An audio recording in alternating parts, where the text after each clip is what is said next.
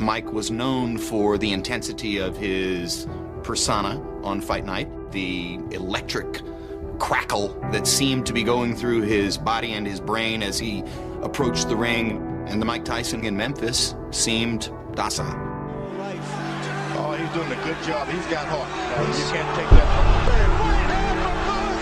Tyson goes down for the third time in his career. Today, we have the long-awaited continuation of our Knockouts of the Year, according to The Ring magazine. In our last video, we stopped at the year 1999, where Derek Jefferson knocked out Maurice Harris with an excellent left hook. But today, we are looking forward to an equally exciting selection, including Mike Tyson's setback and the appearance of Manny Pacquiao.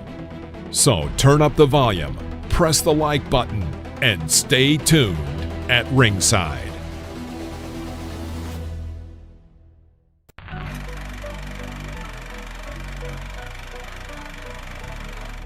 In 2000, the award went to a welterweight. It was a fight between Ben Taki, a boxer who at one time tried to take belts away from Kostya Tszyu, but he did not succeed.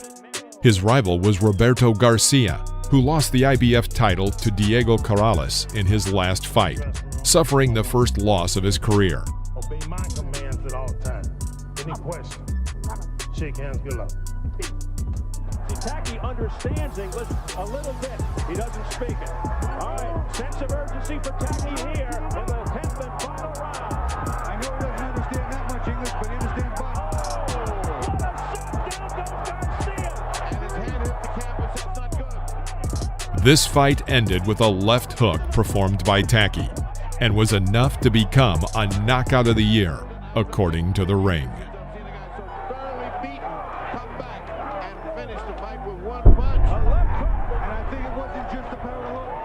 The fatigue factor, and I think that Garcia was still a little bit shaken up from the round before, but fatigue and absolute factor. He fought too fast a pace. He's a slower starter than that. Started too quick and drained himself way too early. In the 8th round.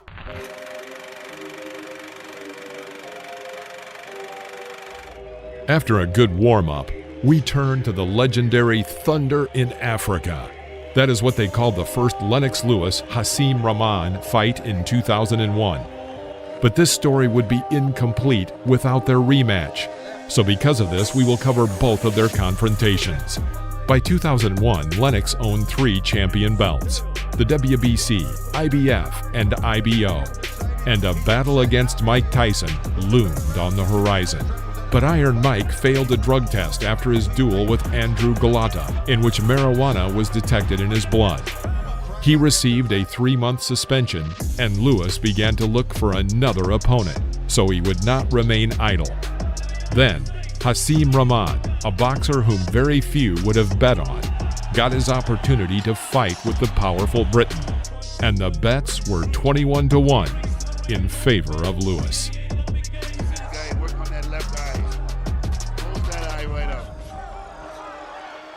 Too far away by Lewis. Again, Rockland staying too far. Lewis, who was leading after 4 rounds on the cards of all the judges, missed blocking a strong right-hand cross to his head from Rahman and flew into the best knockout of 2001.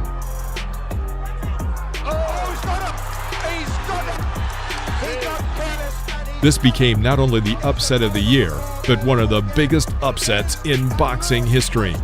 So Lennox lost his championship belt, and fame, money, and many offers fell upon Rahman. Here, one of the most cunning promoters in boxing, Don King, quickly got the newly appointed champion under his control and clearly explained to him that he should not give Lewis a rematch, but rather fight with weaker opponents for the money.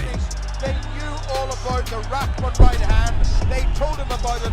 They said, don't do what you did against Oliver McCall.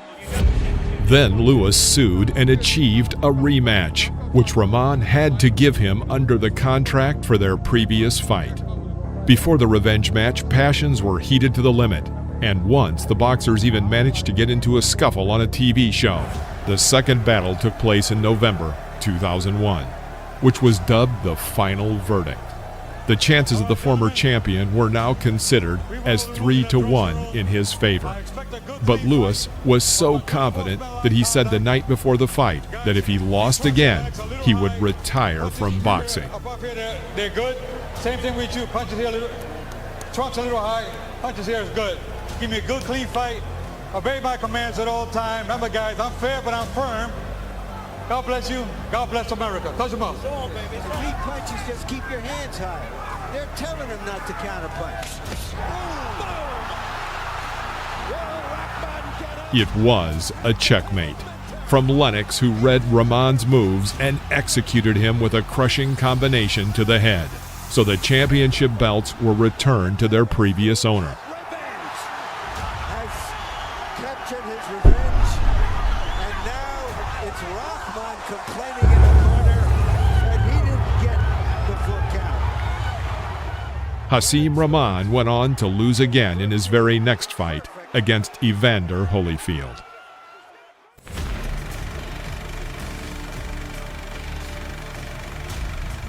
As for Lennox Lewis, he was nominated again in 2002.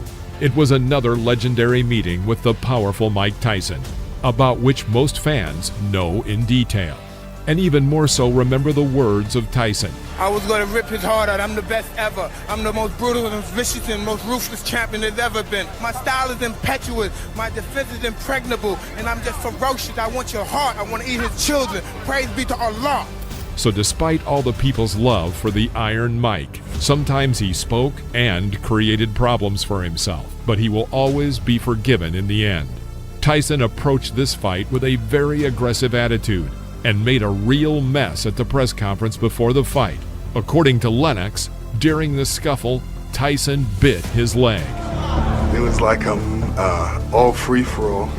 Somebody was biting my leg. I'm like pushing the head, realizing, Tyson's biting my leg. He's biting my leg. I hate getting bit.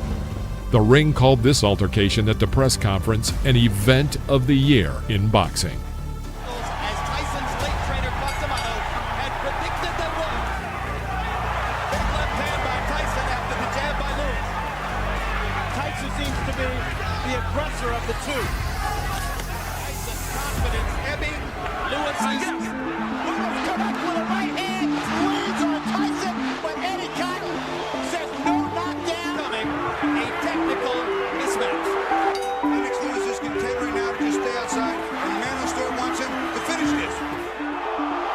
And that's gonna be In the 8th round, Lewis knocked out Mike and put an end to the career of the legendary champion. After this fall, Iron Mike held 3 more matches, of which he was only victorious in 1. If this fight would have taken place much earlier, perhaps then the outcome would have been different, since the peak of Tyson's career had already passed.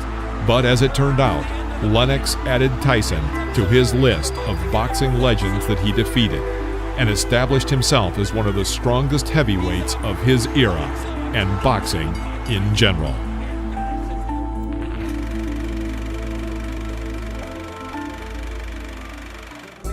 In 2003, the nomination did not include Lennox Lewis, but even without him, everything was quite interesting. Boxers in the 2nd featherweight division, or rather the Olympic silver medalist Rocky Juarez, who knocked out Antonio Diaz in the 10th round, moved to the forefront.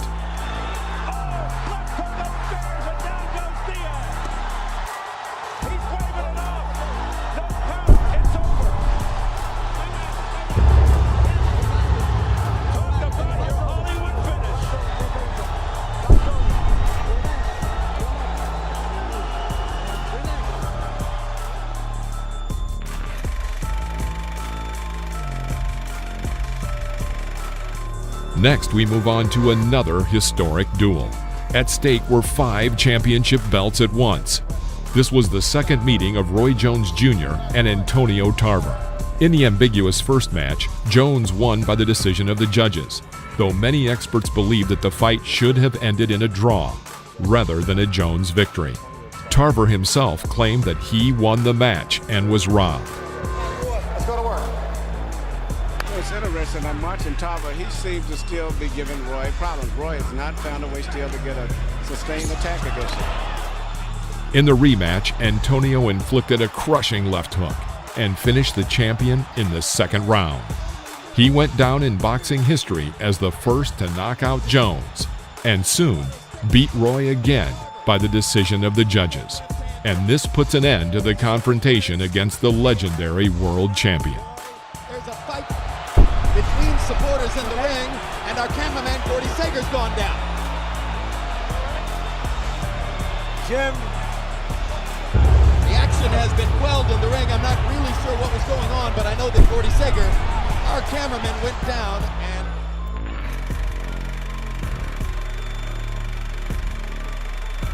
obey my commands. Protect yourself at all times. Let's have a good, clean fight. Keep your punches up. Come out fighting. Sweetness green, black and gold, and in the blue, Jadon Codrington hasn't hit double digits as a pro, but 9 out of 9 all KO. And here's Green. He promised to go inside, and he's stung, and he is rocked.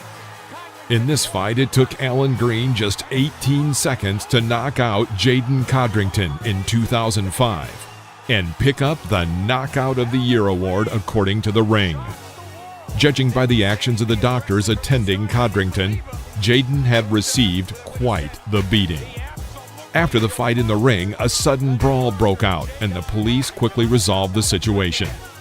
Subsequently, Jadon was urgently taken to the hospital.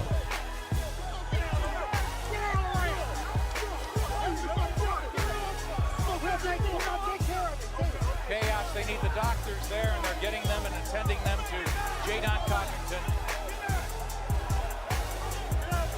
Seriously hurt here.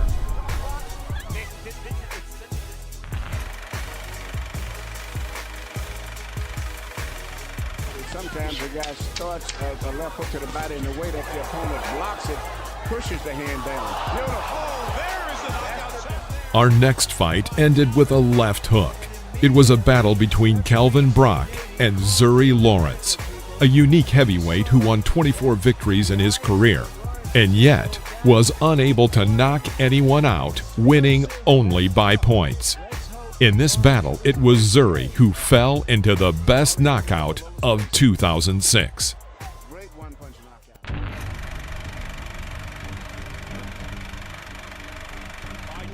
In 2007, we moved to the lightest weight. This fight was for the WBO and ABF belts and was held between the Armenian boxer Vakhtang Darchinyan and Filipino Nonito Donaire. And like in many other fights, these boxers had some history. For Vakhtang, it was his 7th title defense, and he approached this fight as the clear favorite. A year earlier, he had already beaten his opponent's elder brother. Before the fight, Vakhtang's official website displayed the message, Nonito Donaire, the younger brother of Glenn Donaire, is ready to prove that he is a ballet dancer like his brother, and not a boxer. Come see how Darchinyan will make Nonito Donaire dance. Apparently, Vakhtang didn't take his opponent seriously at all, and such an attitude often leads to a different outcome in a fight.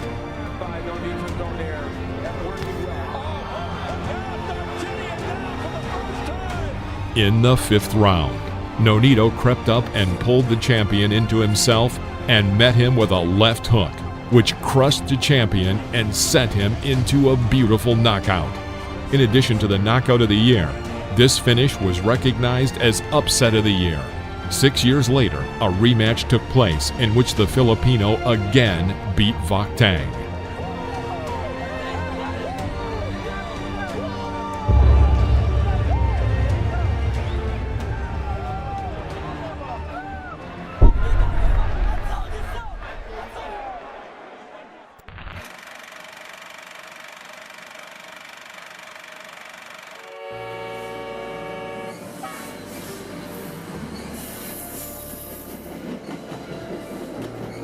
Many boxing fans are familiar with the video telling about a homeless man who became a boxer.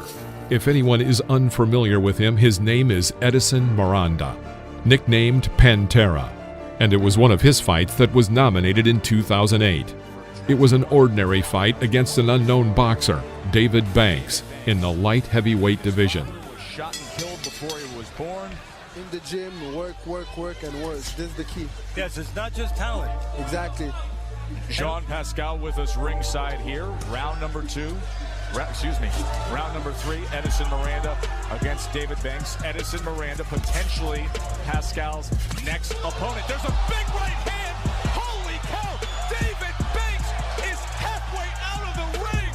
What a knockout! Miranda delivers a strong shot to the head, and Banks flies into a knockout, epically hanging on the ropes. It was complete destruction from Miranda, who during his career never managed to become a world champion, but did win belts in Latin America. His path is that of a true champion, from being homeless to joining the boxing elite. But according to the latest information as of 2015, he was suspected of drug trafficking, money laundering, and has been involved in the Puerto Rican mafia. His current status is unknown.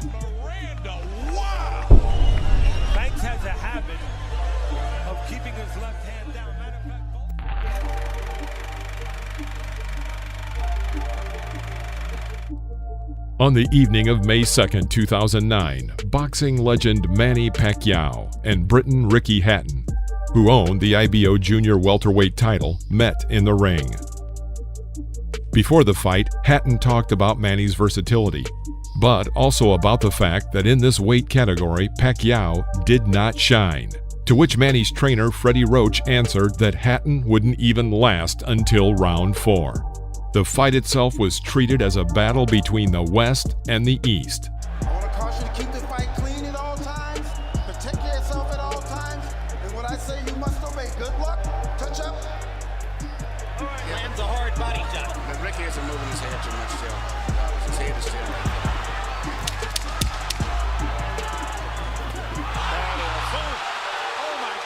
like Manny, with the help of a terrible left hook, confirmed the words of his trainer and sent Ricky into a beautiful knockout at the end of the second round. After this fall, Ricky Hatton had another fight, which he lost, and ended his career. And Manny Pacquiao fights to this day, becoming a real living boxing legend, and the only boxer in history who managed to become the world champion in 8 different weight categories.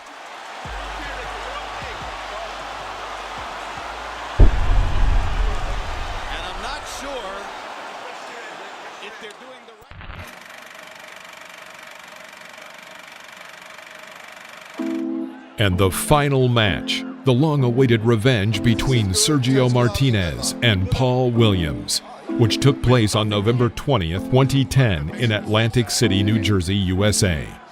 The last time they fought, in December of 2009, Williams won by a controversial decision. This fight also announced as a potential Fight of the Year, but the fight ended abruptly.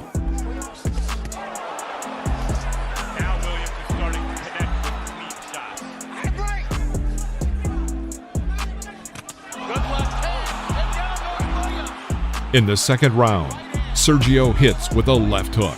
The blow was actually a short left hook that knocked Williams onto the ring floor. A clean knockout. Williams throws the left, but Martinez beats him with the left. Shorter punch, yeah, I thought it was a right hook. Shorter punch. Williams was fighting the perfect fight, doing everything right. And just one punch out. Well, that's all for now. Please comment on which knockout you like the most.